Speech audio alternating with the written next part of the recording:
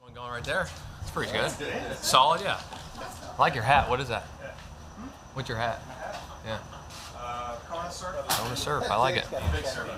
Yeah. Oh no, I just.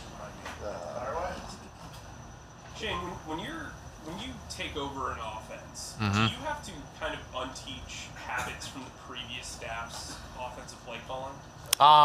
I don't think so. I think really more so than anything, we're just adapting to what we do offensively, and then we just teach the guys how we want it run from a technique and a fundamental standpoint. I think that's the biggest thing, and it starts in the meetings and then it carries over in the practice field. When you have coaches like Stout and Aaron sticking around, is it a bit of an adjustment to kind of get them to kind of focus on the way you guys want to call plays? You know what? Both those guys have been great. Those guys are great coaches, great teachers, and they've adapted to the way we want to do things, and they do a hell of a job doing it. DBs in the past has used a lot of pressure from different angles, and it's going to make the running backs play a bigger role when it comes to run blocking. How have you seen them progress from we started training camp to where they are today right now? They've done a great job. Jamal, our running back coach, has done a heck of a job, and obviously we have a lot of time where we go over pressures, pressure meetings. We do that every day. We do it in practice, walkthroughs, reps, and the more reps we get at those and the different looks we get, the better we're getting. So it's been good. How much did you know about Watkins before he got here? I didn't know a lot. I know he made a huge play against Arizona the year before I got here on the screen. But then what he's been able to do in training camp, it's been exciting. So looking forward to him this season playing. Hey Shane, what's your philosophy in terms of being on the field versus being in the booth as an offensive coordinator? That's a good question. I've thought about going up last year. We didn't have a preseason, and I stayed down. I think it's a preference for each guy. I was down as a quarterback coach, and so I stayed down as the coordinator to call it. And I think down there, when you're talking to the guys, you get a feel for how they're feeling on the sidelines and the momentum of the game. I think it's big to be down there to talk to the guys, so I like being down. So is there a guy then who is sort of your eyes from up top? Yeah, we got a couple coaches up there. We've got a few, so they do a good job up there.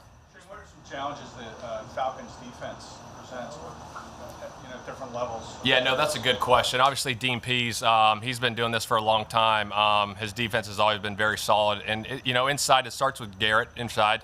He's a good football player. And then 45 and 54, they're linebackers. Those guys can run. Obviously, we played against them last year in L.A., and they got some speed over there, so it's going to be a heck of a challenge for us. There's been a lot of conversation around the jersey number changes and kind of how that affects offensive players, quarterbacks, coaches, centers. I mean, what's your perspective on it? That's a really good question. I think once you get a feel for it and you know it and you see it on film a few times, then you'll start to feel it. But I think just once you see like it's a DB number playing linebacker, I mean, that's going to be unique to start. But I think once we get used to it and adapt to it, I think we'll adjust fine. So how do you kind of coach that? Like, what do you tell Well, I think you show them on film and you have the practice jerseys out on the field. Like, hey, now number 6 is a defensive end.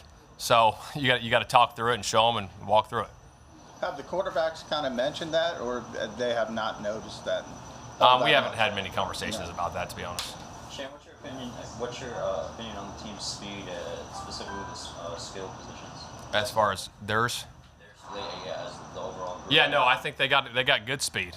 They can run around, they can fly, they can make tackles, they can cover. So, like I said, I mean, every week in the NFL, it's a heck of a challenge. Every team's good, so we got to show up and play and fight our butts off on Sunday. Where the offense is now, is that something that you predicted when you guys first started installing it, or did it pan out differently the more you went along here based upon Jalen and the guys and what you saw they could do? Yeah, I think I like where we're at. I really do. Obviously, as the season goes, we'll continue to grow as an offense, but I like where we're at. I like the preparation we've had going into this week, and I know our guys are excited for this Sunday, and our coaches are, and we're fired up and we're ready to go.